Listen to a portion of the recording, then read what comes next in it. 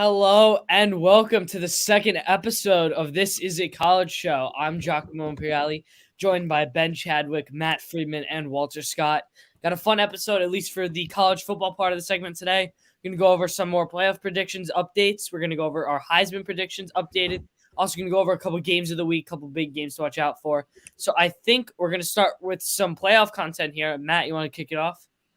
Yeah, so I just want to rerun through our thoughts on the landscape for the college football playoff. I mean, we had a big team go down. Oregon went down, so that kind of narrows everything to around 5-6 teams remaining in contention for a spot in the college football playoff. So I'll kick us off. My playoff prediction stays the exact same. I think that although I did predict TCU to lose at Texas this past week. That didn't happen, but I still expect TCU to drop a game, whether it's this week, whether it's in the Big 12 championship. But I expect them to lose a game, which will effectively knock them out of the playoff. So my playoff prediction, it stays the same. I still have Georgia at number 1 because they have the respect of the committee and they'll have the strongest resume. I have Ohio State at number 2. I believe they're going to win out. They had a strong bounce back with the offense this past week. I have Tennessee at number 3, and that should make for one of the best matchups in recent history for college football against Ohio State. And then I have Michigan sliding in at number 4 after they lose to Ohio State narrowly, allowing them to slide in ahead of the Pac-12 champion or the Big 12 champion. Ben? Yeah, I think mine is going to stay pretty much the same. I'm agreeing with the top 2. I think we all are. Georgia and Ohio State are the clear 1-2. I'm going to agree with Freeman as well. I got Tennessee at number 3. I don't see them losing another game. Maybe the SEC championship. We'll have to see if they make it, of course. And then 4, I know it's kind of a reach. I still got USC. They're going to win their conference. I love Caleb Williams and Lincoln Riley. I think they're the 4 seed. I think they make it a fun game versus Georgia. I still got Georgia winning, but of course we can get into those predictions kind of later on. But yeah, Georgia, Ohio State, Tennessee, and USC are who I'm going with. Gotcha. Walter? All right, so I can't stick with my prediction last week because Oregon suffered this loss to Washington, which, Washington, they're a good team. Look, they're moving up in the rankings. They're 15 right now, 2-loss teams. So, it stinks, but I'll have to change mine up a bit. Obviously, Georgia at number 1. It's given. Strongest team in the CFB by far. Still keeping my Michigan at 2 because I just feel like, Matt even admits that the game's going to be close. I agree. You agree. Yeah. So a close game could really go either way. And I'm really throwing Michigan up there. I feel like they're just going to come out on top. I feel like because, I feel like Ohio State's changing everything up to stop this run. J.J. McCarthy's going to have, a day. And so number 3, I'm going to go with Tennessee. Yeah. And, I feel like, TCU lost to Texas this week. And, they still got or TCU beat Texas. I apologize. TCU beat Texas by 7, by the way. So I feel like they got a hard matchup at Baylor. Waco's not an easy environment to play in. At Baylor, even if they come out on top, I feel like that them beating Texas, they probably end up playing Texas in the chip, and I feel like that's just fueling Texas, and I feel like Texas will come out with a win on that. So I'm kicking TCU out, replacing them with Tennessee because I feel like other than that loss to Georgia, they're just they're a really good team. They handled Missouri. I mean, then again, it's Missouri, but they just handled them 66 points, showing their offense is unstoppable. And at 4, I'm going to have to agree with Ben on this. USC, Caleb Williams and Lincoln Riley are a dynamic duo. I mean, they've been, there's not even a no. Yeah, they're going to win the Pac-12. And they're going to win the Pac-12. Caleb Williams is balling. He's going to continue to ball. They're going to handle UCLA this week. Yep. Win the Pac-12, whoever they play. I don't really, I'm not worried about that because they are making the playoffs this year, and I feel like that's it.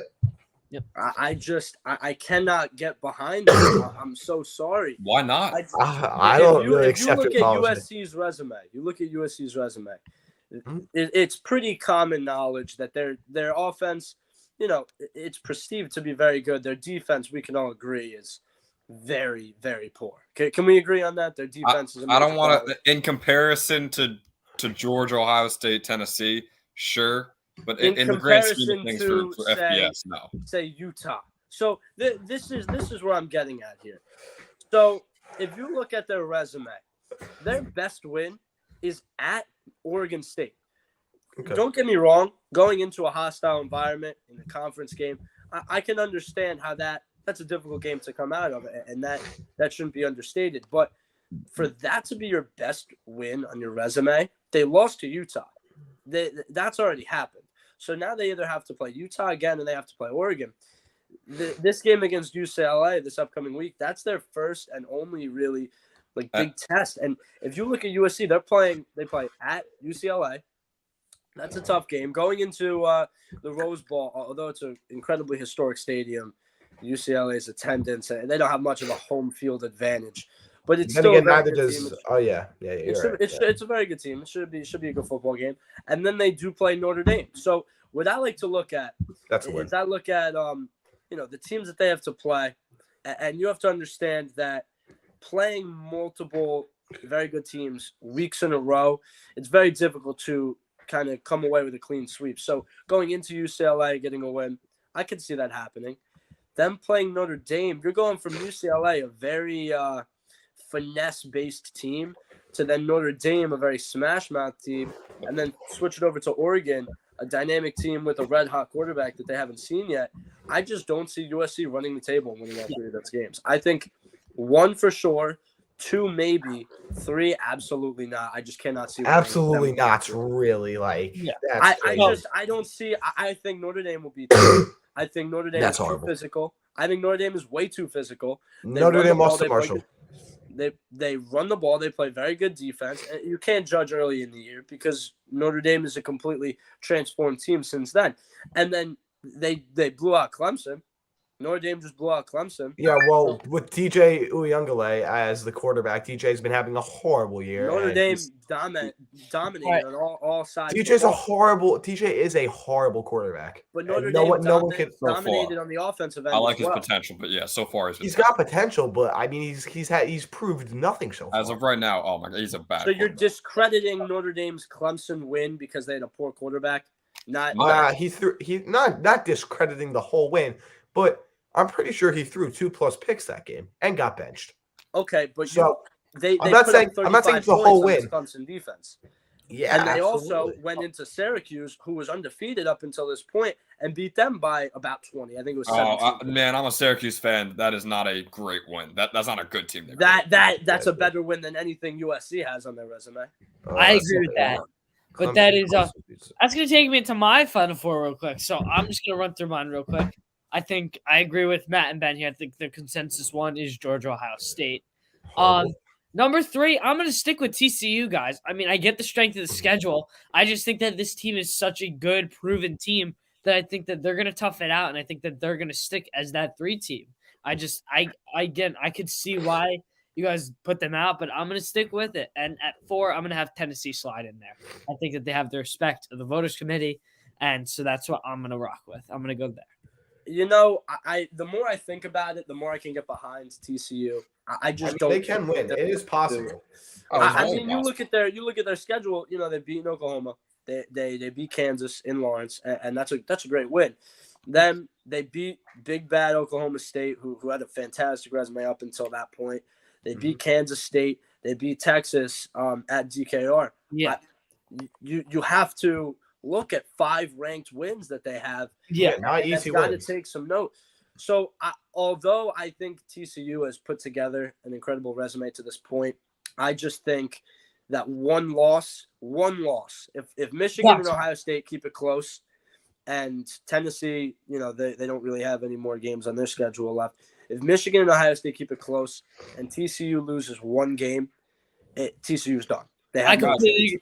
completely agree with that. It is very narrow. It's very narrow. Like if that Michigan Ohio State game lives up to what it's going to be, and TCU loses one of their games, I can completely agree. TCU is out of the Final Four. I want just have a question. to throw something out there. Let's say TCU loses this game to Baylor or next week against Iowa State, but still wins the Big 12 chip. Who do you put in for them and USC? Let's say USC goes undefeated and wins the chip. I will put USC. I will put USC. Okay. All right. I'm just making sure. USC because of the late season wins. Yeah, exactly. You have to look at the complete body of work, but We're on a hot streak, by the the end of the season is more what matters. That's why Oregon was such a trendy pick last week before they lost, because Bo Nix was playing the best ball of his life, and they were playing the best team ball that they've ever played, or that they played up until this point. So that's why I'm not super high on USC. I just don't think they played anybody, and they have to run through Oregon again or Utah. They already lost to Utah. Oregon looks like in my opinion, they look like the better team to this point, and they have UCLA and Notre Dame.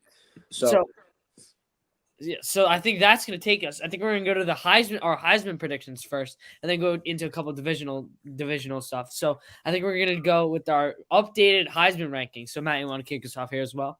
Yeah, I'm just going to keep it short and sweet. Here we go. I think May has been fantastic. Let me name drop him.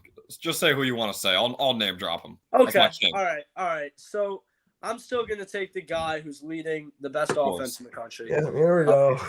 They've played. No. Not here we go. It's there's nothing you can do to argue against it. Like these. Yeah, I have 2 words to argue against it. He's played 5 top 50 defenses. He will, when he plays Michigan, that's another defense in the top 5. They're actually number 2, I believe, or number 1 in terms of scoring defense. So by the end of the season, he will have played 6 top 50 defenses and 3 in the top 10. He also played in a game with 65-mile-per-hour wind gusts. We can all agree that's a game that's virtually impossible to Wasn't that like a 2-score game? Well, yes, and I'm explaining it's virtually impossible to score any sort of points in that type of condition. So, I feel like Blake Corum could do it. Well, Blake Corum's not a quarterback, so I would hope so. So if you look at what CJ Stroud has had to go through in terms of defenses, in terms of conditions, Ohio State's still undefeated. They're the best offense in the country. He has the highest QBR in the country. There's really no argument. If he goes through Michigan like he's supposed to, just wrap it up and give him the Heisman immediately. I am going to jump in here real quick. I'm going to back Matt up. I completely agree. I think CJ Stroud is my Heisman as well. Still, I think that if you look at the strength of the schedule and if he continues his dominant presence leading this Ohio State team, I can't see how you don't give it to him. So, yeah, I'm going to back Matt up. I'm going to go CJ Stroud here. I know Ben wants to throw out his guy right now. So I do. Go ahead, Ben. I mean, we're talking strength of schedule. Let's talk strength of wide receiver room. Well, I mean, exactly. Let's just get every aspect out there. Name me a wide receiver that Drake May is currently throwing to. I couldn't name you one. I couldn't name you one. Neither could I. And I love you. I love UNC this year. I couldn't name you one. I really couldn't. Well, he's got no weapons. Let me explain though. Go ahead. Drake May. So if anything, that's got to cancel out. So yes, I understand that Ohio State is, and I take a little pride in this, notorious for, producing the best, at least in recent history, the best batch of wide receivers and pass catchers in the country. Oh, that's not, you can't. No, they are. It helps our point. So exactly. So I can understand that. But I mean, North Carolina has not one solid game. Maybe at home against Notre Dame, maybe. That's a solid maybe, yes.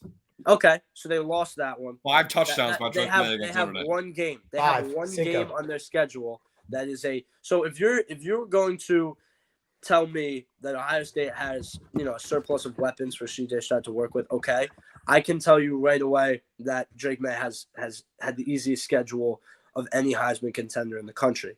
So, if anything, if you're comparing those two, it's got to cancel out. You have to cancel out the surplus of weapons and the lack of strong schedule. You can't use one as an argument and then try to push another one. All right, well, let me add in here because, like we were talking about earlier, with hard games towards the end of the year.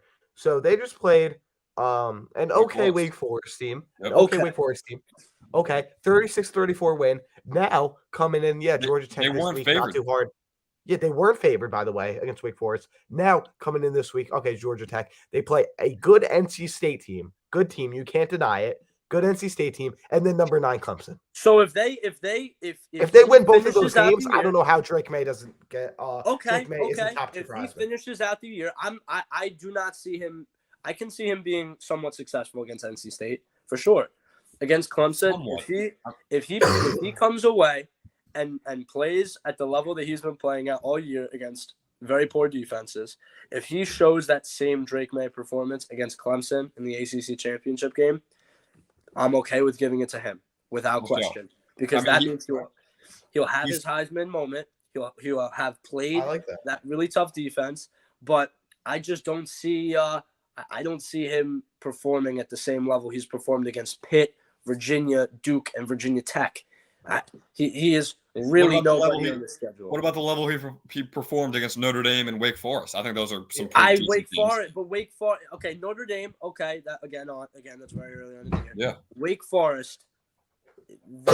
If we're talking quality of team, Wake Forest would be 7 on Ohio State's schedule in terms of defense and quality of team.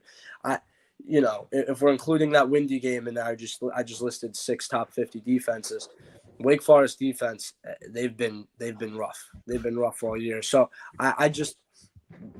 it can be seen as a decent victory, I guess, but you can't really say that it's a strong thing you can point to. Like, that's a star-studded defense that deserves the notoriety of a good win against a good defense. I'm not saying that. I just think it's just the stats just stand out. I'm not a massive stats guy. I don't like using them too much, but a 34-3 touchdown to interception ratio. He's 3rd in the entire Power 5 in yards behind Michael Penix Jr., who's been awesome this year, but not a really Heisman candidate. And Awesome, by the way. Yeah, 408 yards against Oregon, by the way. Yeah, no, he's been great. He's been incredible, but we're not really considering him here. Passer efficiency, he's one of the top in the country. He's below CJ Stroud once again.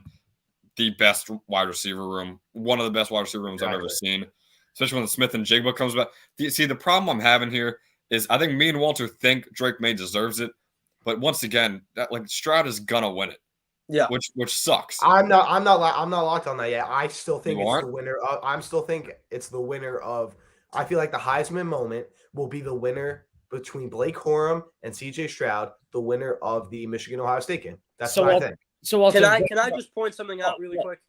Yeah, sure. Go at it. So if you look at where CJ Stroud is, he is 18th in terms of, if we're just looking at straight total number of passing yards. Yep. He's 18th in the country. Okay. Every single player in front of him okay, let's just go top 5.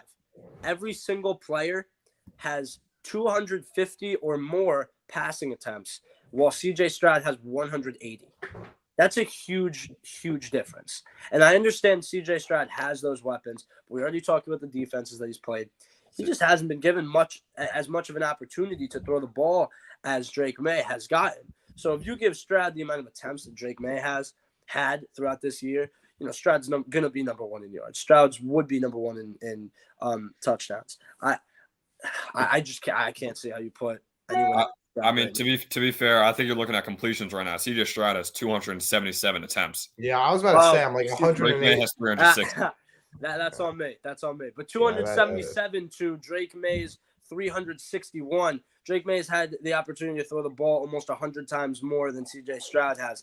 That's even more of evidence to show that Stroud just hasn't had the opportunity to put up the quantity stats that May has had the opportunity to do. And there's a 700 passing yard difference. So if you put them exactly at the same number of pass attempts, their stats would be pretty similar, right? I would say they would be similar, but then again, you have to look at May's ability to play without the strong receiving room that Ohio State has. But you also have to, on the flip side, you have to look at Stroud's ability to perform against these tough defenses. It does go both ways, though. I just said it goes. I both know. ways. I'm saying because like May doesn't have the weapons So he's playing against a defense kind of like to UNC's level. So both, like, Ohio State has the weapons playing against a better defense. So both teams are playing on the same level of like the caliber they can play at. That's fair. So- But Drake May has had more attempts because Ohio State, they're up by 40 on teams at halftime. Yeah. And they pulled their quarterback out. So, Mhm. I apologize. Christian Watson just caught a touchdown. I started him in fantasy, so I'm a little excited. But back to college football. I just, when you look, if you were to say CJ Stroud and Drake May are like even right now, I would say that's my new position. I would say CJ Stroud and Drake Fine. May even right now in the Heisman race. I'm But- glad we got you down to there. If they Yeah. put up the same exact performance and they both win out, it has to go to Stroud because Stroud will have far and away a more difficult schedule, and I just wins against Michigan, wins against Illinois. It's another top 1 defense in the country because that would be the Big Ten championship game. I think right now you can call him even, but if Stroud has his Heisman performance in the Michigan game and they win, there's no taking it away from him, and he is your Heisman. I agree. Yeah, I'm sorry. I think there's another aspect I want to throw in there before Jock moves us on. How about the rushing game by those two guys? I don't think we mentioned that at all. Drake May is a very underrated rusher. Oh, he could for use UNC. his feet. We're talking 70 rushing yards last game, 74 against UVA, 60 against Pitt, 70 against Duke, a couple rushing touchdowns in the season. I mean, CJ Stroud isn't doing that. I know they don't need him to do that, but he's still not doing it.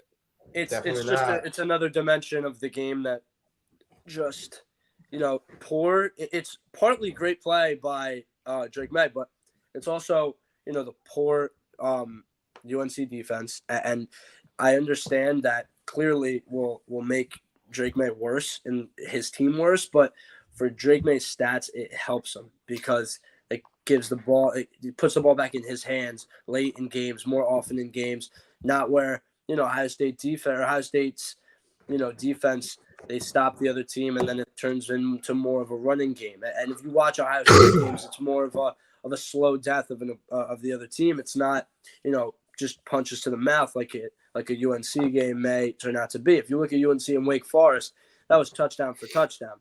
Drake May had the ball in his hands a lot longer than CJ Stroud had the ball in his hands this past week.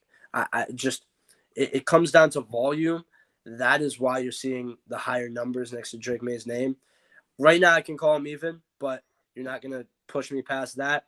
We can reevaluate in 2 weeks. If Stroud continues on what he's been on, then he's the Heisman. Yep. Blake Corum wins it all. And all right, let's go. I think that's going to take us into our next segment. We have a little divisional debate here. So what is the best division in the CFB at the moment? So at the moment is going to be the key word for this debate. So Matt, you want to kick us off once again? I would love to kick us off. This is no debate whatsoever. The Big Ten East is the best division in college football. There's no way around it. There's no way around it.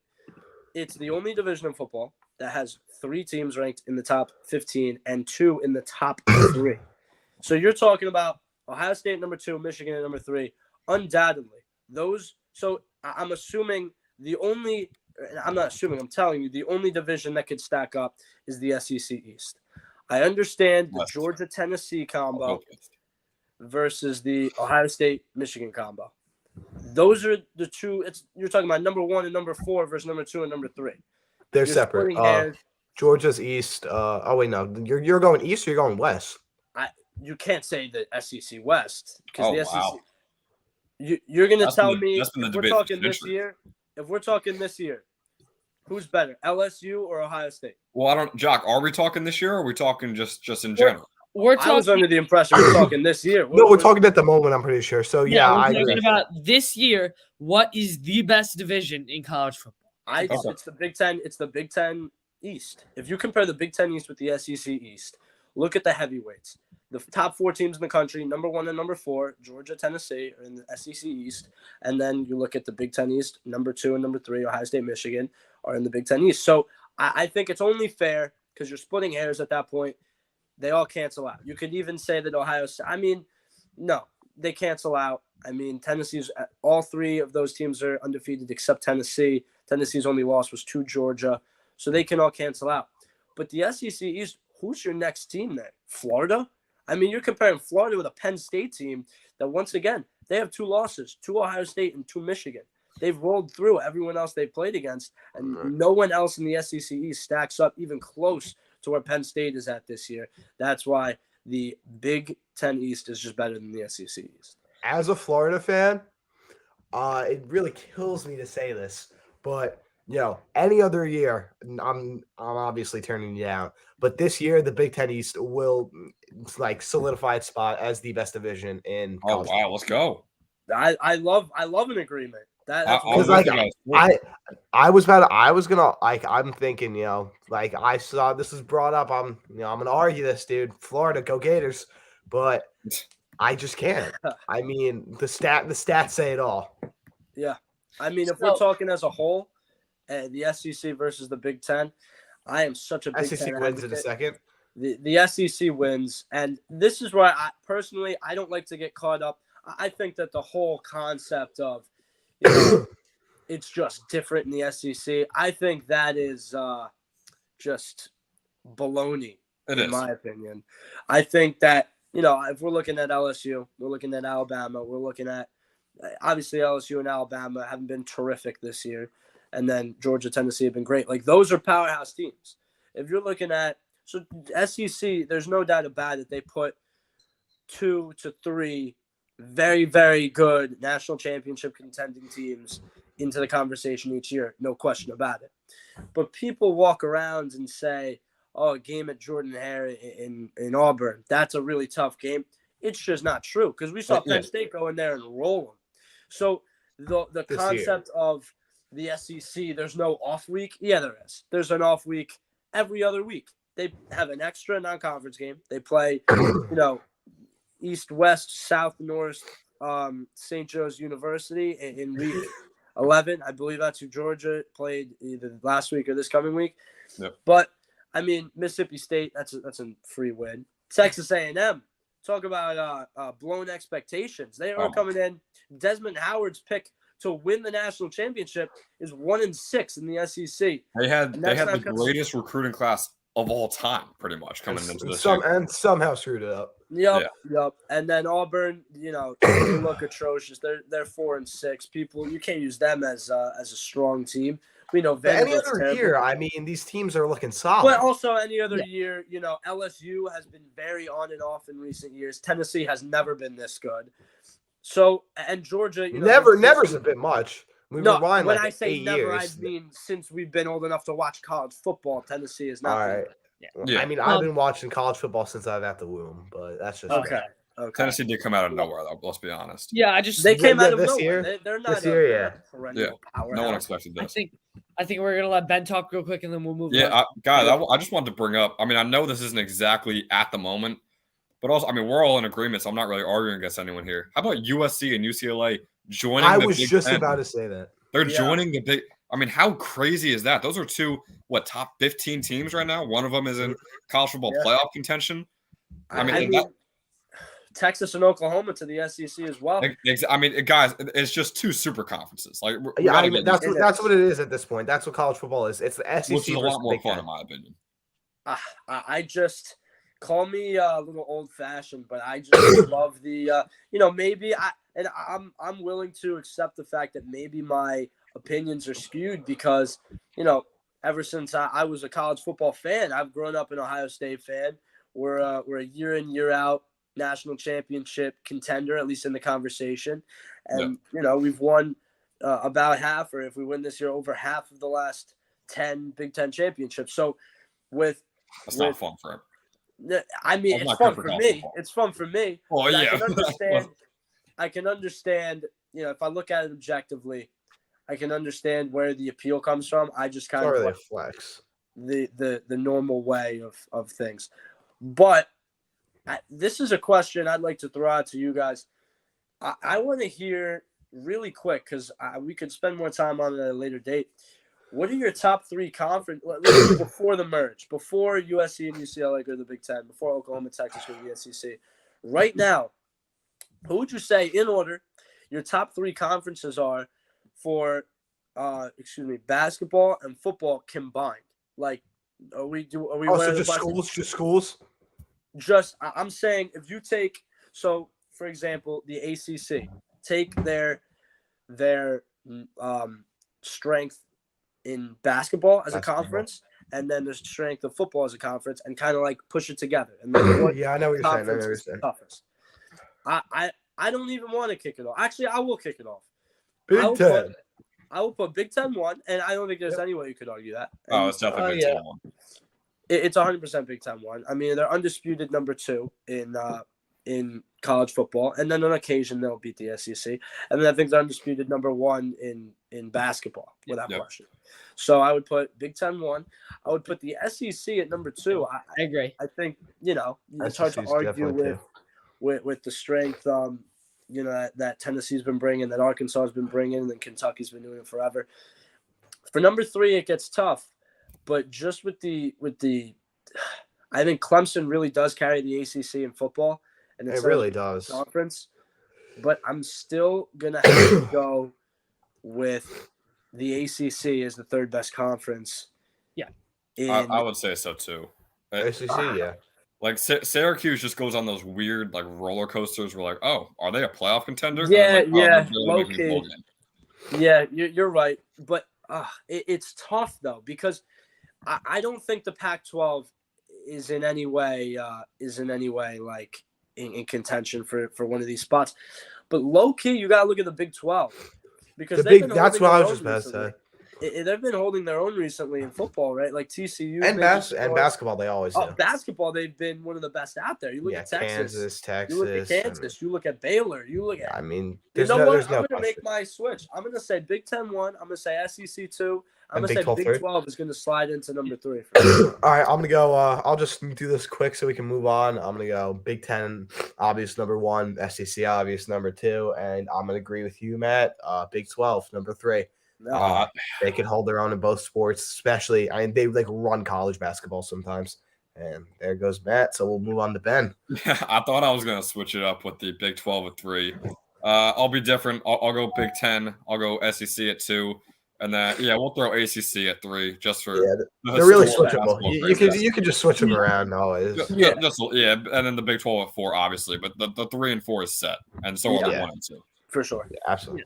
So I think we're all in agreement there. So we're going to run through a couple of our top games of the week to look out for that could have some playoff changes. So our first game we're going to get into is Utah at Oregon. Anyone want to throw out anything specific about this game coming up? Well, Oregon did just lose at home to Washington. Yeah. So it really makes me question the strength of this Oregon team now. The strength of Bo Nix, but I think a bounce back week. Oregon's going to wake up a little. They played a good Washington team, as we said before. Michael Penix Jr. really just throwing darts out there. I think they're going to bounce back. I'm taking Oregon. I'm going to agree with Walter real quick. I'm going to take Oregon at home, big bounce back week. Yeah, I don't want to be boring, but Bo Nix has been balling. I wouldn't doubt, Oregon. Dan Lanning has really changed the culture of this football team since Cristobal left. Absolutely. I can't doubt Oregon coming off of a loss with Bo Nix playing the way he has been in recent weeks. So give me Oregon. Guys, let me switch it up, but I'll actually believe it this time. Give me Utah in Oregon. Okay. I'm taking Utah in Oregon. I love Cameron Not Rising. Not crazy. I feel like not enough people are talking about Cameron Rising. I love the way he's playing this season. So yeah, give me the Utes. Give me the Utes over the Ducks. Okay. The Utes. All right. Nice bold take. Next game we got TCU at Baylor. Could have major playoff implications here. I'll start this one off. I'm going with I love them, the Horned Frogs. I mean, they're not in my playoff. They're not in the playoffs for me. But I think the game they lose this season is the Pac-12 championship, which just gets them out of there. Horned Frogs take this one at Baylor. I feel like at Texas was the harder one. And I feel like if they lost at Texas, they were going to lose at Baylor because they were just going to go, spiral down from there. But they beat Texas at Texas, which I feel like is a little harder to play than Waco. And I feel like they're going to take down this Baylor team at Waco and give me the Horned Frogs on top. I agree with you there. I have TCU winning outright, so I'm going to stick strong with that. I think that they have good chances to win this game, so I'm going to stick with TCU over Baylor on the road as well. Yeah, so I'm gonna have to disagree with that one. I'm gonna take the Baylor Bears in Waco. It's very common theme in college football to look ahead. I mean, TCU, the biggest game everyone had their eyes on was this previous week against Texas, and they went through unscathed. But now I feel the Horned Frogs looking ahead to the Big 12 championship game. Going into Waco is no easy task. So I think that the Horned Frogs finally get exposed and they get upset by the Baylor Bears, which would effectively end their national championship hunt for the season. Definitely. Yeah, Freeman, I want to have enough confidence to agree with you. I think it's a high-scoring game because of TCU's defense. I don't know if any of you guys realize this. It's not incredible. No. It's not a great defense whatsoever. I feel like it's not incredible, but it's good, just not consistent. It's like an average Power 5 defense, which is because they just held Texas to 10 points. Yeah. But then another week they'll let up like 35. I just feel like they're really inconsistent. And this is a week I think they let up a lot, but I think and I'm not even a big fan of Duggan, but I think he just barely outscores them. I'm calling like a final game-winning field goal for this one. But unfortunately, I want to pick Baylor so bad, but I just don't see TCU losing their first game yet. I think it happens soon, though. Why do you want to pick Baylor so bad? This is where it's how college football works. You want the underdog. It's a fun pick. You got to go Horned Frogs. Yeah. Dude, when's the last time TCU made this run?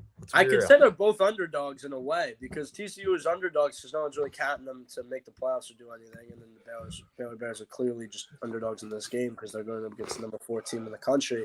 What I will say about Baylor is, Ben, I agree with you. I think it is going to be, a very tight game, come down to the wire. But, I mean, we've seen this story before. When you see Oklahoma State Cowboys, they walk into Waco, Texas, looking for a playoff berth. This happened just last year. Boom. What happened? Baylor Bears stopped them at the goal line. Game over, season over for Oklahoma State. I see the same story kind of happening again with the Bears. So, give me Baylor. Not horrible, just disagree. Yeah. Okay. I don't think you can go wrong with that. And we're going to get into, in my opinion, the game of the week. The USC Trojans at the UCLA Bruins. Walter, kick us off one more time here. I mean, 2 words. I think that could say it all. Caleb Williams. He's great. He is so great. So slept on. So amazing. I could use more adjectives if you'd like. I mean, USC's coming out on top. I don't think huge, but I don't think little. I'll call it like a 10-point win, 13-point win. USC on top at UCLA. UCLA's got no fans whatsoever. Like the attendance at that game is horrific. It might be like it is the worst college atmosphere I think you could ever be at. It's just all LA sports, man. How do you have the greatest stadium in college football?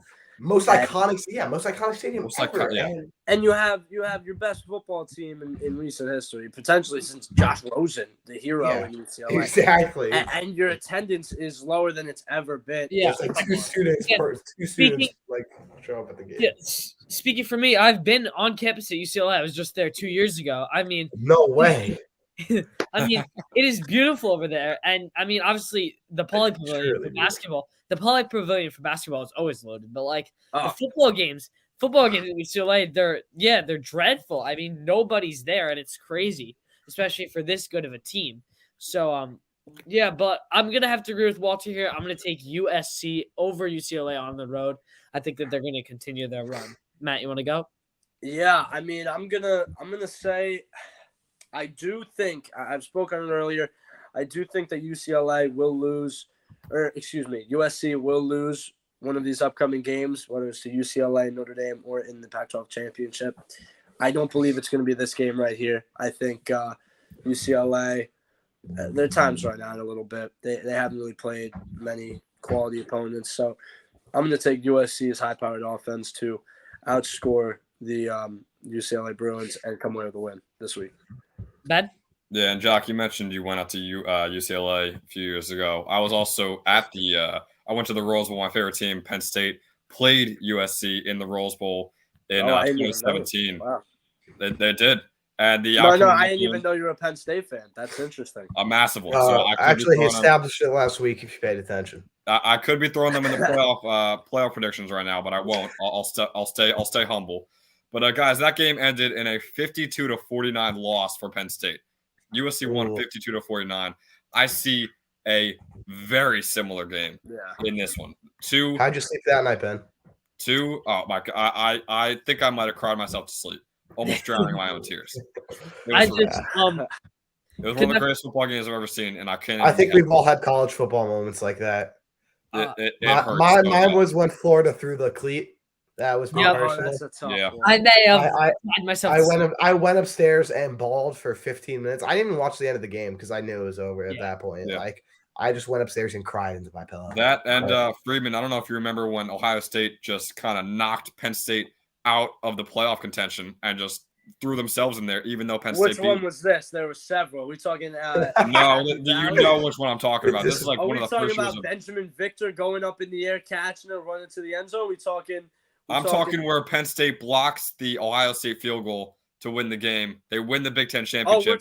we're talking when Penn State knocked off Ohio State. Yeah. No. Penn State has never made the play. Yeah. Penn State beats Ohio State, and Ohio State makes the playoff that year. Oh yeah. That was that a was- real rough one for me. Yeah, I was terrible. thinking more towards Benjamin Victor making a catch, running to the crib. No. Harris Campbell. Yeah, I don't think was the so. highest of the About highs. you. That was the highest of the highs, and then not making the playoffs somehow was the lowest of the lowest. Yeah, All right, well, I would Ben, say for me, it's the Iowa Hawkeyes. I remember this one. Turning into Odell on steroids, making a catch better than anything I've ever seen before. Yeah. But yeah, to get my prediction in USC in a very high scoring game, but obviously if they're in my playoff, they got to be winning this game. So give me USC. Yeah, and I think that's gonna take us right around to the end. I just want to throw one thing out there. I'm not believing in this. I just want to see if anybody could say something about this. Is it possible if UCLA does beat USC and goes on to win the Pac-12 championship? Is it possible that they can make the playoffs? No. No, You think saying they're UCLA I to make the think- playoffs? UCLA? UCLA if they No, win no, out. No, I just have a quick question Yeah. about conferences and stuff. So USC loses, so I feel like that eliminates the Pac-12. They're all 2-loss teams. Yes. I agree. Yeah. So All the teams- Pac-12's out of here. TCU loses, they're out of here. Yes. So now we got winner of Michigan, depending on the I think Michigan it's Ohio both. State game. Ohio State and Michigan. That depends. So we got Georgia 1, Michigan or Ohio State at 2. Yep. Tennessee at 3, probably maybe. Well, they're not going to play anyone else, so yeah, there would be. Who else are we throwing in? I mean, I would say the loser, of the Ohio State the Michigan. loser, Michigan Ohio State has a very good But chance. what if Ohio State loses by like a touchdown or 2 at home? Then Then they they're can't out. be. They can't Then be. they're out. I don't know. I don't. Then it's TCU, then it's USC, But Clemson. no, even we're talking a two-loss. Clemson, you're a putting one-loss Clemson team that wins the ACC championship, I Yeah. think would They make have it. just looked so. and we could poor say the same thing about Oh, no, UNC. no, if we're I being agree. honest. I agree with that as well. Then, in my opinion, it's the Pac-12. It's sorry, it's the ACC champion. Yeah. If that happens, if Ohio State gets blown out at home, Not I'll even put blown them out. They need to lose by a touchdown or 2. if they lose by a touchdown at home, Ohio State would be in that situation. Ohio State Put would Ohio be in. State in. I don't. Oh, wait. No. Never mind. No, they lose by a touchdown at home. They're out. Yes, no, Ohio State would be in. No, question. all right. So what I'll say is if they lose by more than one possession, so over 8 points, then they're out. All right, we're getting I real. don't know what an Just give over me a is. score. If Ohio State loses by 21 points They're at out. home, or They're if Ohio State 21's wins by crazy. 21 points, Dude, 8. eight. is the If most. Ohio State, if the No, Ohio no, State not- Michigan if they game lose is by 10, they're decided out. by 8 points, they're both in. If they lose by 10, they're out. At home, I think they're out. No, I can't put a Clemson. And not even Clemson though, but Like like who would it be? A it's two-loss an eight- Pac-12 but- champ? I wouldn't put that. I know, but I'm saying say none of this happens and Ohio State loses by 8 at home. They're If not none gonna of this win. happens and TCU, yeah, okay, they're in. Right. But Alright. if I'm saying if TCU just really quick, if TCU loses, if USC loses, and then then pretty much unless there is a complete and utter blowout, Ohio State and Michigan will both be in without question. I couldn't agree more. Yep. All right. And that will take us to the end of the college football section, and we will be transitioning now into the college basketball part of the show.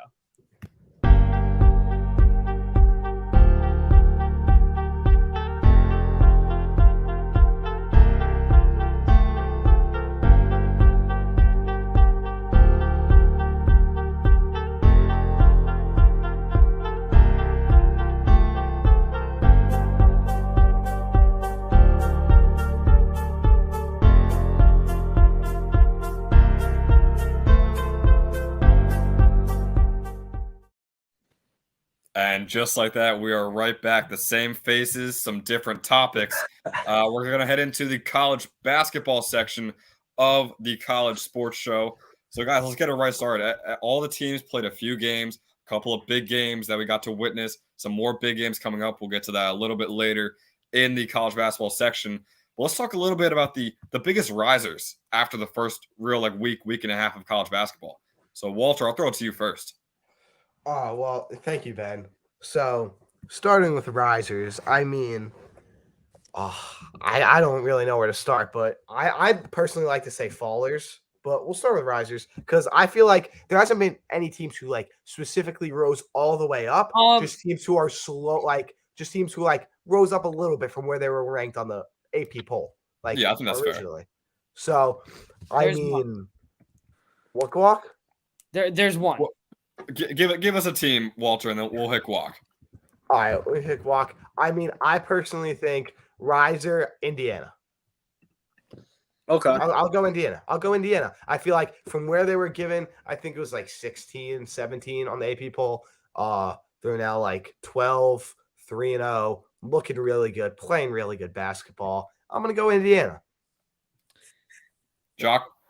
So I got a couple for biggest risers. Well, the number one biggest risers team, I don't think this should be a surprise to anybody. It has to be Michigan State. I mean, you look at a team. I mean, again, I'm going against myself when saying this. They lost to Gonzaga by a one-possession game in the aircraft carrier game. What an amazing game, by the way. Already one of the best all year. Spectacular game. But they were competing toe for toe with Gonzaga. This is an unranked Michigan State team in the best division in basketball, like we said. And on top of that, Michigan State just beat the number 4 team in the country in Kentucky. Impressive win. And I'm just double checking the score. It was almost a double-digit win over Kentucky. By 9. What? What was it, by 9? It was by 8. By 8? Okay. So that's a statement win. It's an unranked team in the Big Ten beating the number 4 team in the country. And this is an unranked team. Michigan State should, by no means, I don't think any of you guys are going to disagree with me here. Michigan State should be one of the biggest risers of this week. Another big riser I want to talk about is Texas, another team that beat this Gonzaga team that I was very high on. Ooh. Texas beat Gonzaga by 15 points on the road. That is stinks. What? Gonzaga's so overrated. I mean, yeah, this team is so good, but you could just solidify their spot in the biggest fallers because they are hard. They are. They're up there. I can't lie. I gotta be true. But yeah, no, Texas with a statement win, a double-digit win over Gonzaga on the road cannot be discredited. A big win for the Texas Longhorns. And one more I'm going to throw out there. It's not really a riser, but it's UNC living up to all the potential, playing out of their minds once again. They're not really. No. I'm going to have to strongly contradict that one. I think they're playing really good. They've been playing down. They've been playing down to their competition. Are you kidding me? I don't know. Down. Yeah. Oh, they have most certainly been playing down. You want to take a peek at their most recent game at home against Gardner-Webb. Yeah, that was a rough one. That was a rough one. UNC Wilmington won by 13 at home again. So I just, when you look at these other teams that have been playing out of their mind, how do you confidently say that UNC is a riser? They've been looking like more. They also only beat Charleston by 16. That's what I'm saying. So how can you, in my opinion, I think the best team in the country to this point are the Houston Cougars. Couldn't agree with you more. If we're looking at UNC, it's clear that they have not been up to their standard, up to the number 1 team in the country standards. And they can be, just they're not playing like it right now. They're not playing like a number 1 team. So they cannot be seen as number 1 team.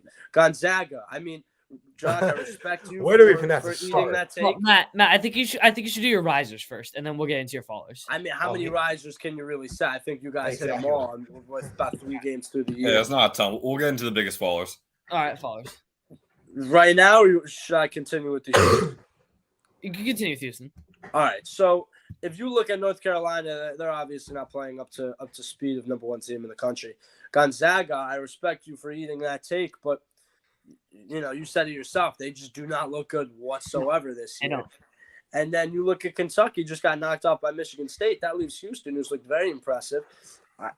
Baylor hasn't played anybody yet, so you can't really call them, the best team in the country. Duke is 2-1, although they have dealt with a bunch of injuries to begin this year. I get it.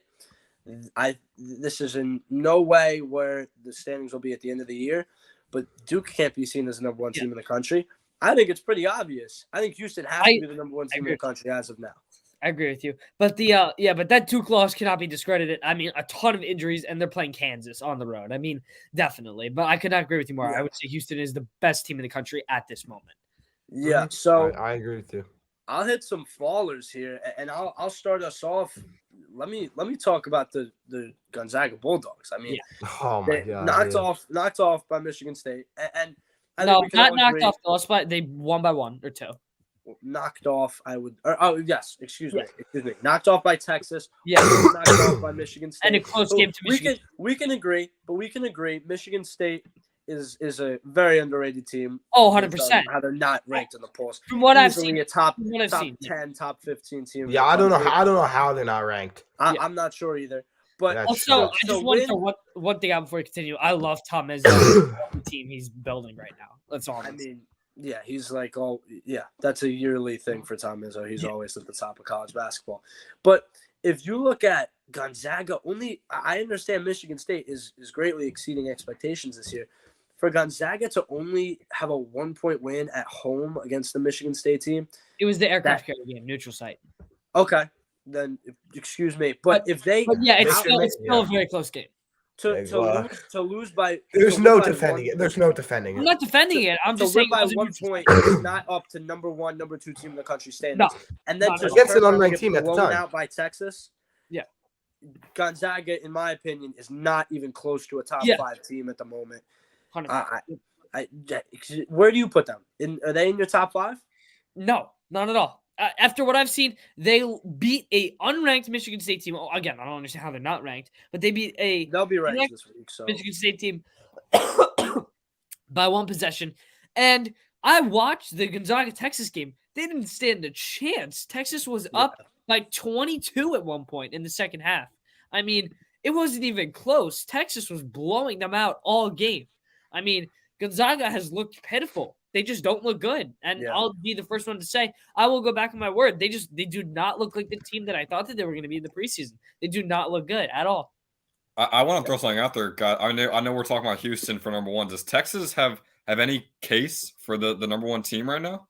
They have yes, a case, Yeah. but you can say the same thing. Like, my Bruins have to be mentioned, by the way. My Bruins are 3-0. They haven't played much competition. But There's a if- lot of 3-0 so- teams, though, Jock. So, Yeah, so what there's I 3 would no say, teams. I'm going to revise crowded my in the top answer. 25. I would like to revise my answer. I'm going to say Texas, no. I don't have a case for it because they did blow out Gonzaga, but Gonzaga, then again, they haven't really looked like much of an impressive team. So what did everyone say? I'll just flip it back to college football. When Notre Dame went down to Marshall and they lost to Marshall, immediately that win in Ohio State's case was seen as not a very strong win because they lost to inferior teams and Notre Dame did not seem like a very good team. I think that's kind of a similar situation as what Texas is seeing. Gonzaga is being exposed early on in this year, and yes, it was a great win for They're gonna Texas. They played at Texas. It was against a very struggling Gonzaga team. It's very overrated. I think the only team in the country that has looked great in every single game they've played, I think there's 2 teams that you can make a case for number 1. I think Houston can be made a case for number 1, and I think the Kansas Jayhawks that you can make a case for them. Also looking amazing.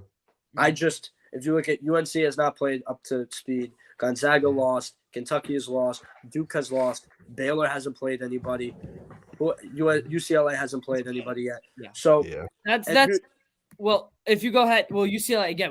We're gonna get into the big game. They play a big game tomorrow night. UCLA plays their first ranked opponent. If UCLA holds their ground they play Illinois at home. If they Illinois, UCLA does have potential to be called that number. They should be at least be in consideration. They would be 4-0, and they'd be playing. UCLA's won every single game so far by double digits. Again, They've also they played non-good teams. I get that. They played like Northwestern, but that shouldn't even be mentioned. They're but like that's the thing with UCLA in their division. Their best games are going to be out of division, except when you play like the Arizona and the USC of the Pac-12. Well, I mean, yeah, but like they're not. Long Beach State, Norfolk State, and Sacramento State are not. Not good Pac-12 opponents. I'm not saying that. But the UCLA team has looked good, is all I'm saying. Matt, you have any other big followers, Matt? Yeah, I'm gonna say you guys were both onto this team early on this year.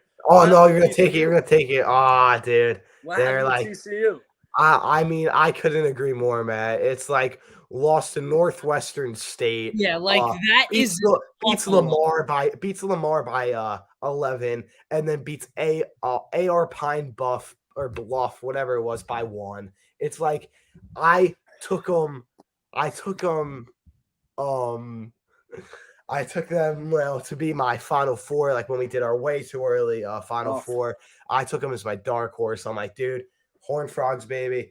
You see what they're doing in football, they're gonna do it in basketball. They could not proven me anymore.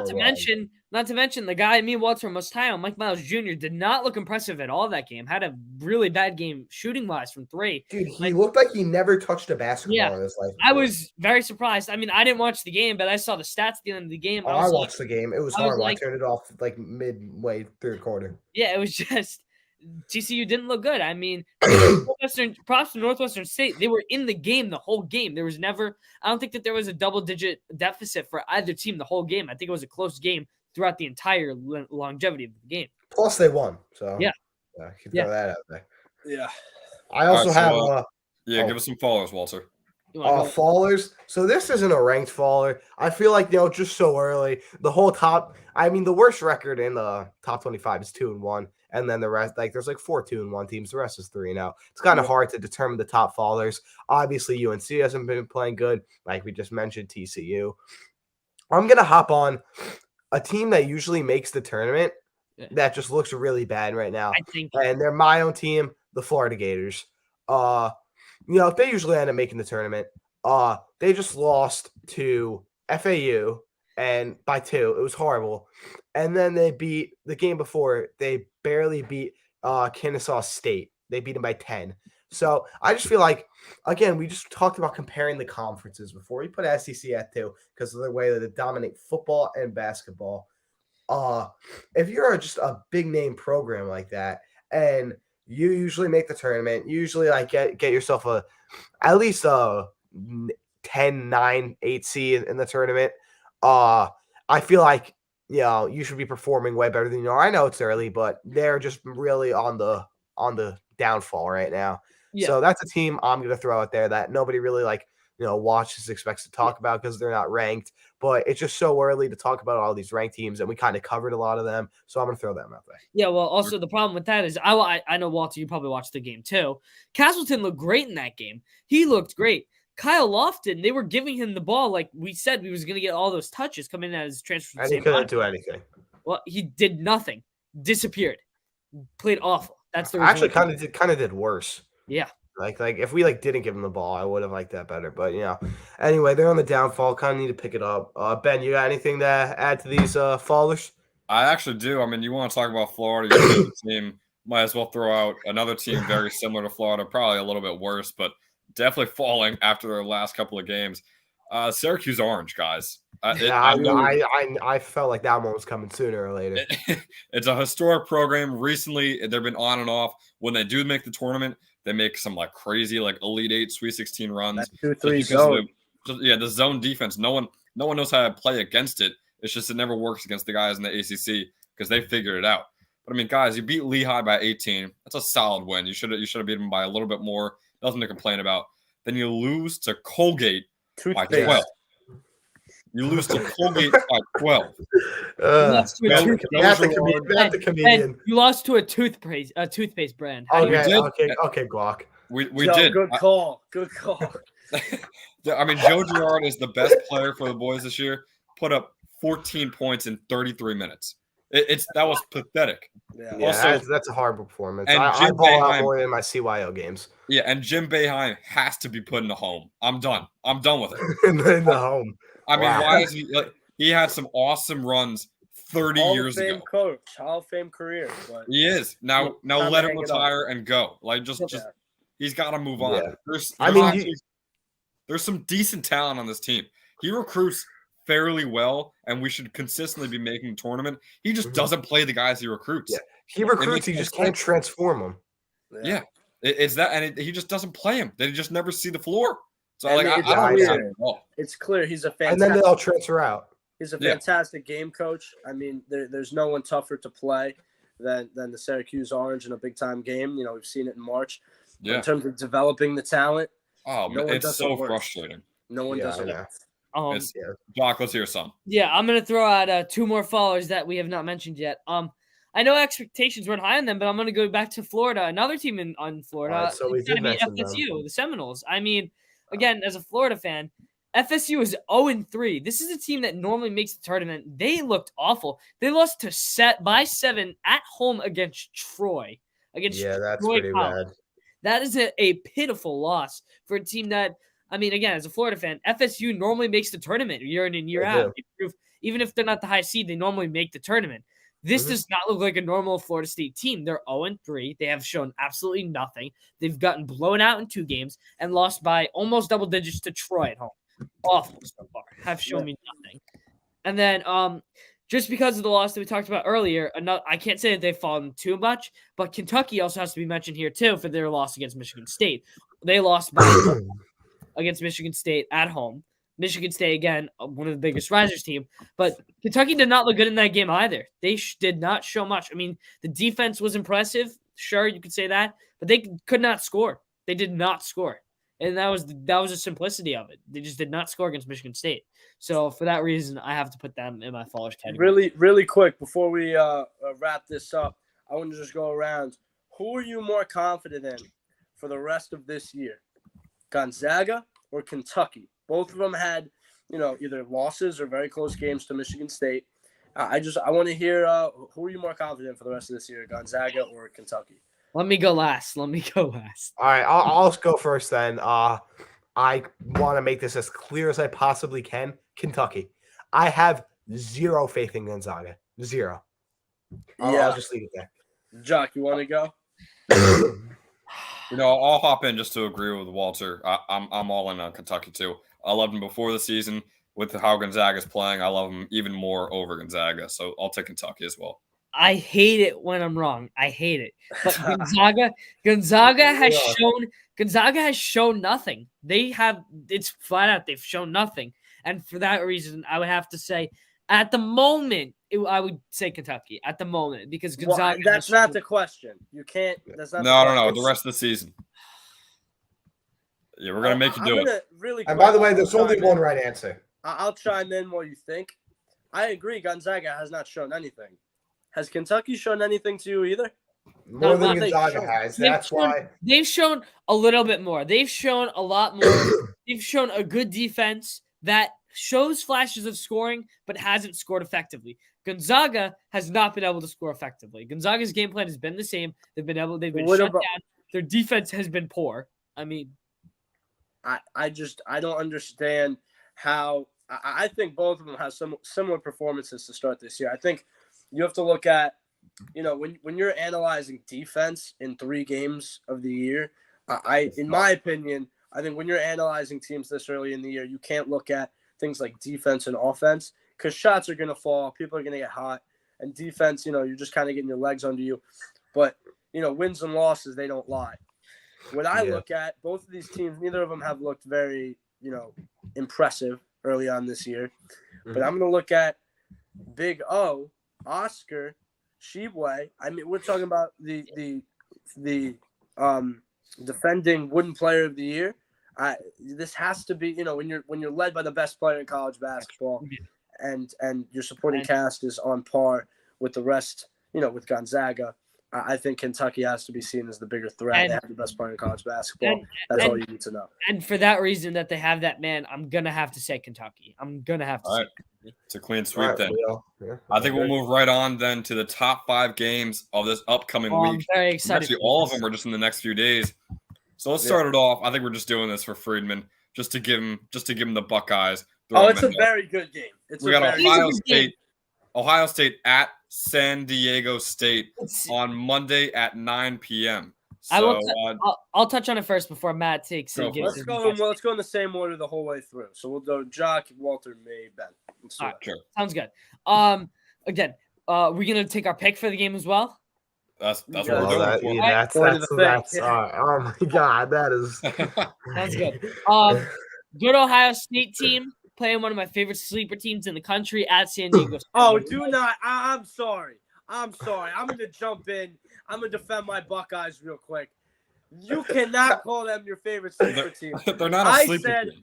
Last week, I said San Diego State. Oh, you said San Diego State? Yeah, you said San Diego State. I said San Diego State, one of my favorite sleeper teams. Okay. I was on them. I don't even know how much of a sleeper team they are. Yeah, I don't know how they're a sleeper if they're ranked like 15, 16. I apologize. I think that they're a little slept on for what they are.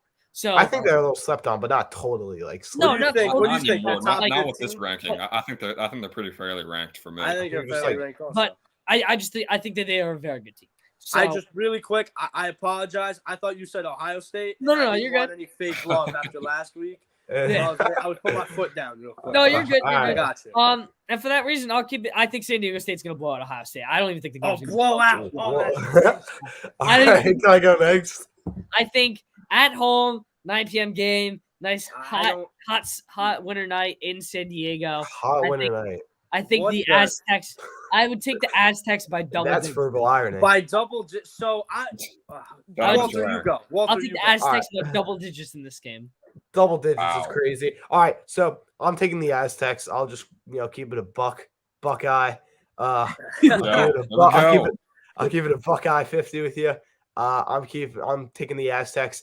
The most they win by double digits is 11. I'm gonna be real. It's gonna be a close game. I'm saying single digit win, probably like a 6-7 point win. Ohio State keeps it close. This game's really up in the air, but I'm gonna take the Aztecs. I'll pass it on to Matt. I'm gonna keep it short, sweet, to the point. Yeah, I appreciate that. I'm just really quick, and this is a common mistake. The game is being played in Maui, so it's not at San Diego State. Oh, it's not? The Maui Gym Classic. All right, so they're not double digits then.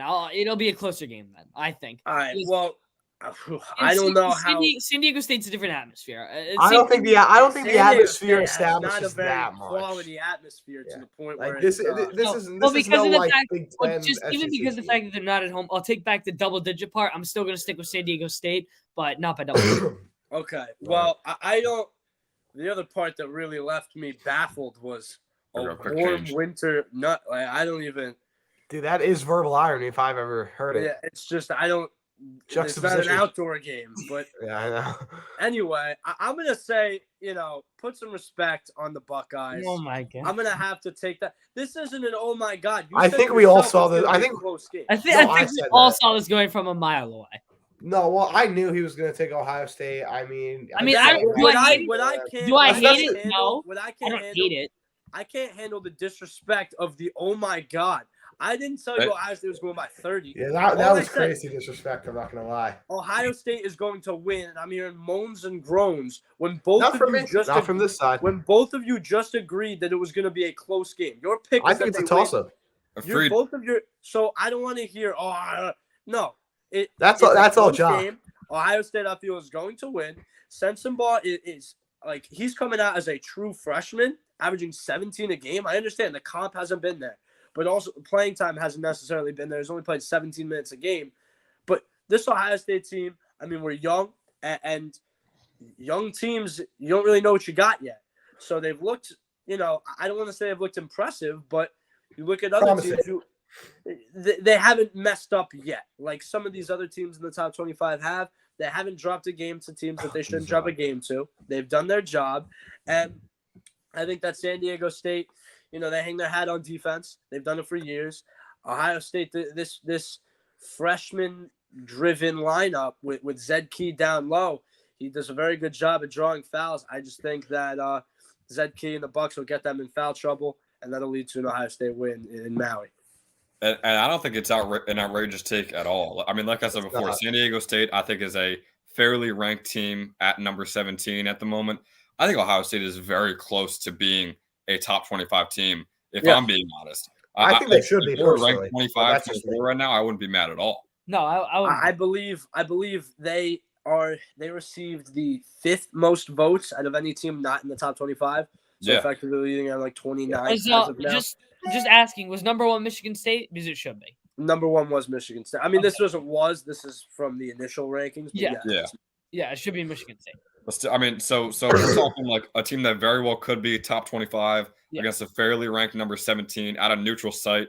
I'm still going to take San Diego State, but give me them by like, I don't know, 4 or 5 points. I got a very close exactly. game. I couldn't agree with you more. I don't want to say a 1 possession because that's just too close for me. I know it's just like a couple points, but give me like 5 points for San Diego State, and we'll move right on to tomorrow night's game. It's a good one. At Illinois, UCLA traveling to the Illinois Fighting Illini. Jock. Again, I'll be tuning into this game. I'm really looking forward to it. So I'll give you some numbers. Again, I know a lot of people do not watch UCLA Bruins basketball. Again, me, very big fan. I mean, they're the number 8 team in the country. I'm pretty sure a lot of people watch them, but that might just be. But now you got it. Well, the big thing for UCLA this year has been the junior Jalen Clark has been super, super impressive, averaging 18 points per game. Really, I'm not going to say he came out of nowhere. I knew he was going to be a key contributor to this team, but he's been the leading scorer. He's leading the team in assists, and he's looked very impressive. He looks like the best player, and he's stepping into the role that Johnny Juzang took last year for this Bruins team that went to the Final Four. Obviously, is he Johnny Juzang? No.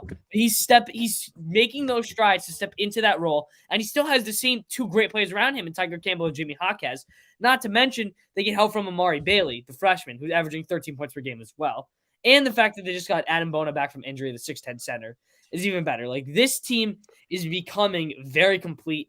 And I think that once they beat this Illinois team, I think that they should be a consensus top 5 team in the country. That's how good this team should be. This team is very complete if they continue to play the brand of basketball they have played. You look at the 3 wins. They're playing against STA Edison JV squad, though.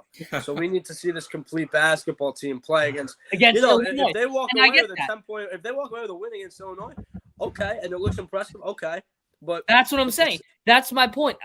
That's my point. If they go into Illinois, beat Illinois, and clap it up, and it looks like a good win, I think that they are a consensus top 5 team in the country. Because if you look at that win, and then you look at the 3 wins against bad teams, all double-digit wins, they have been very, very impressive. Stop. Your argument with the Illinois win on board 100%. Yeah. But don't bring get rid up of the bad other teams.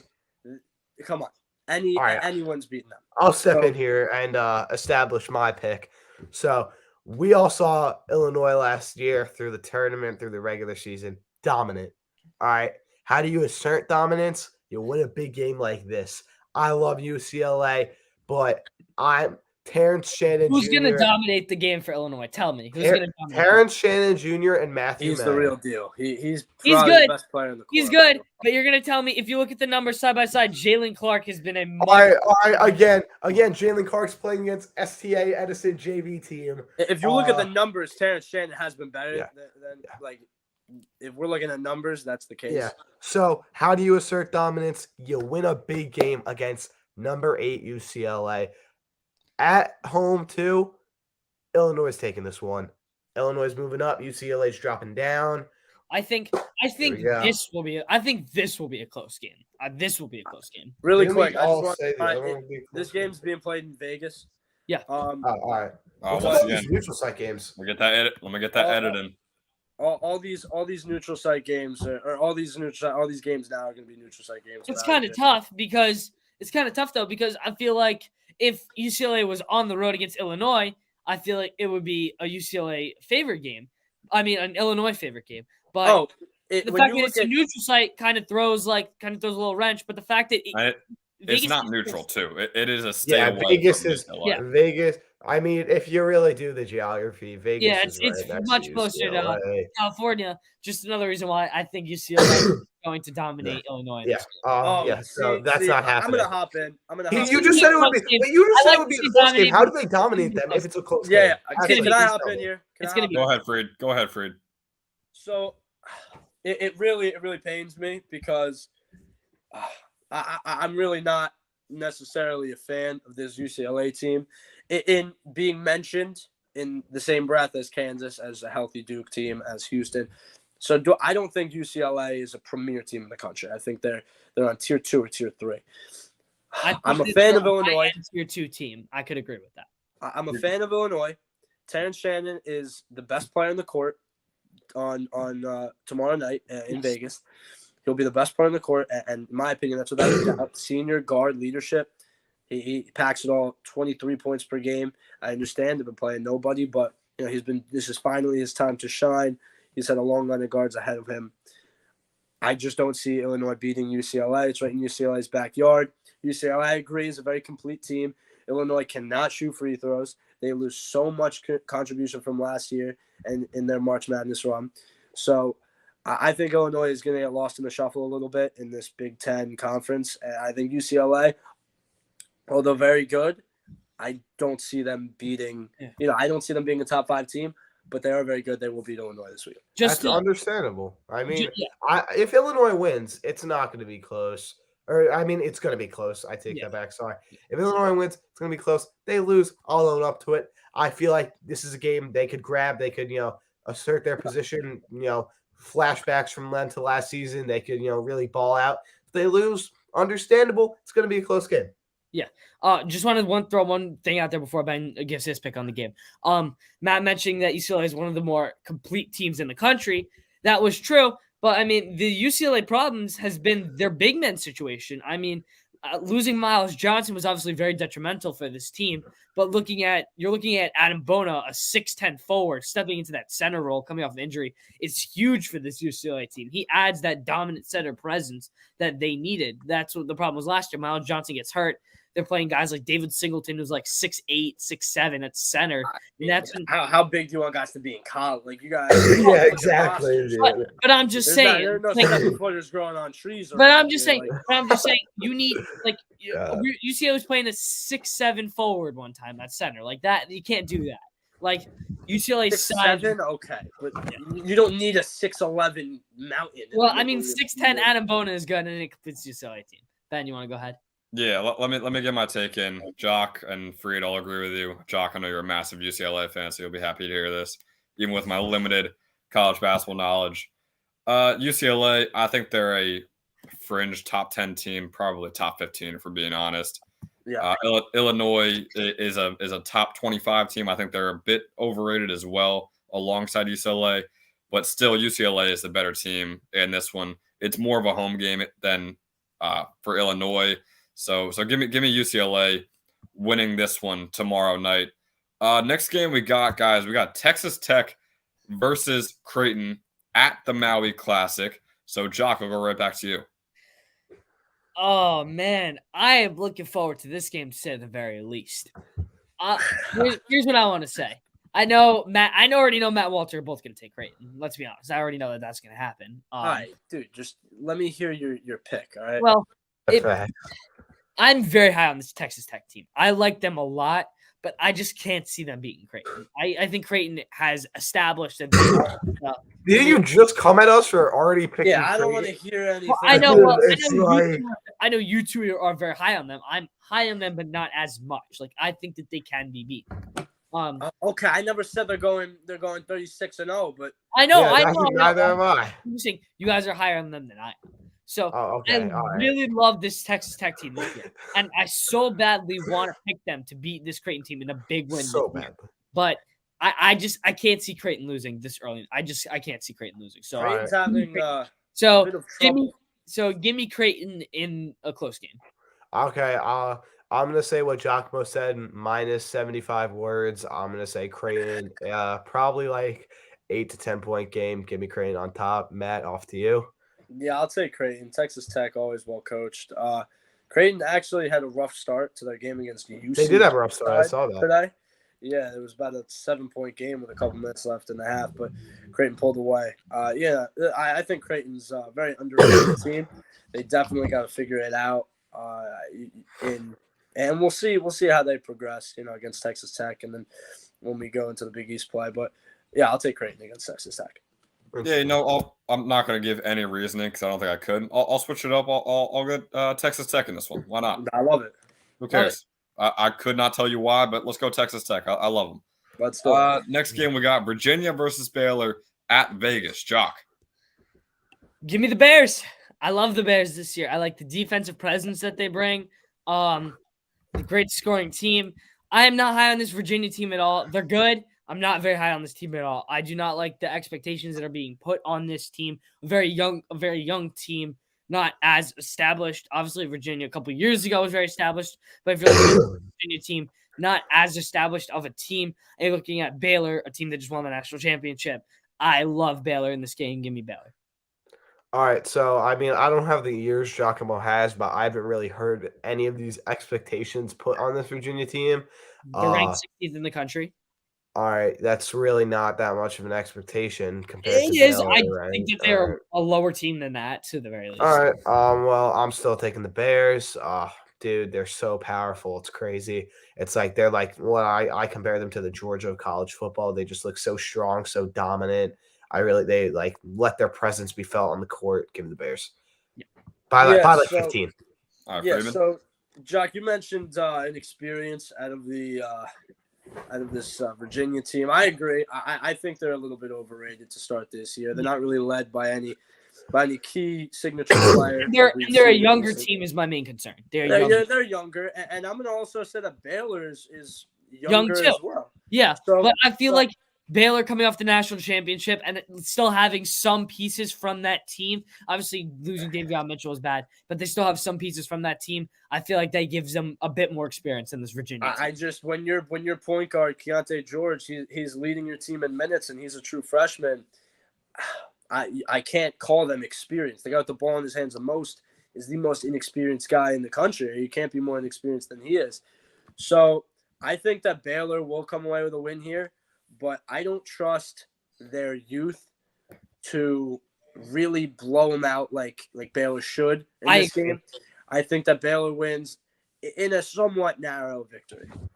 I just want to mention, Walter, I'm not hating on it, but I don't think Baylor's going to be that Georgia presence in the NCAA this year. Maybe not. But it's really early in the season. Yeah, so far, if you were to say that, that's why I'm not strongly. If you're saying that so far is nowhere near bad. But I just don't think that later down the road, I do not think that it's going to be that case. Well, only time will tell, Giacomo. Guys, I'll switch it up with my pick once again. I'm going to take the Virginia Cavaliers. Just that gut feeling, Ben? I don't mind it. I think they're quite underrated. I think they're a firm top 10 team in the country right now. Oh, no. Hey, that's what I'm saying, man. I also think they got more experience than you guys are giving them credit for.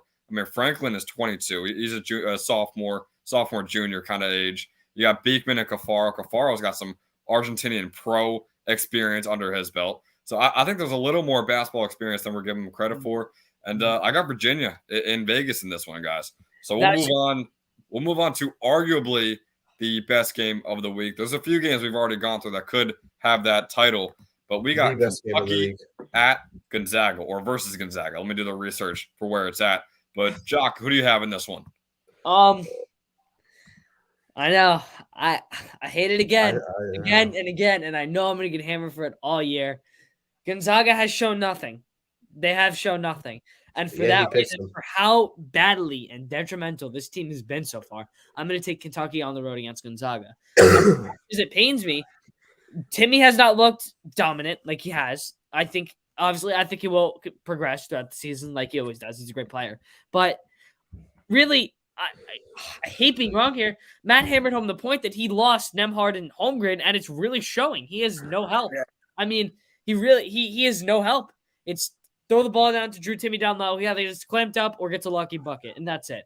They really don't have any help, and it pains me because I was so high on this team, and they just don't look good. It's plain and simple. So, Yeah, give me Gonzaga. Give me Kentucky going into Gonzaga and beating them.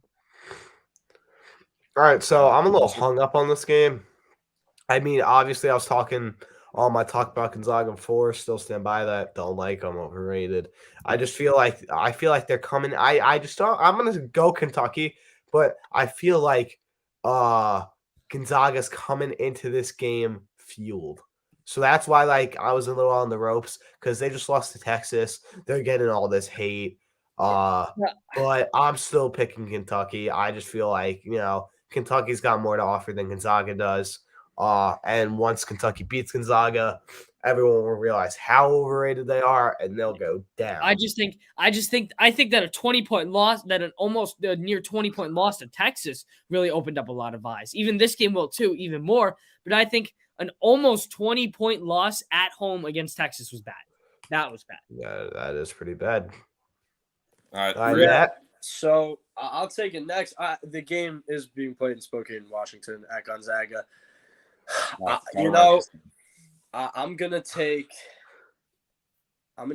the Zags in this one. As down as I am on them, you cannot understate the advantage of playing in front of your fans in a packed house in college basketball. There's no home court advantage like it in any other sport, in any other league in the world. You can't beat playing a college basketball game in your city, in front of your fans, in your arena. And we're talking, not only is this the first, real game Gonzaga is playing, it's a top 5 matchup. Mm-hmm. So give me Gonzaga, although I do think Kentucky's the better team, and I think Gonzaga is mightily overrated.